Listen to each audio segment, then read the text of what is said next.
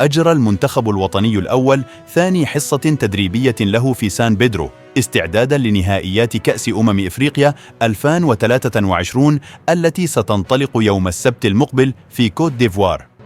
وحسب الموقع الإلكتروني الرسمي للجامعة الملكية المغربية لكرة القدم، فإن المنتخب المغربي بقيادة الناخب الوطني وليد الركراكي رفع من درجة استعداداته للمنافسة القارية.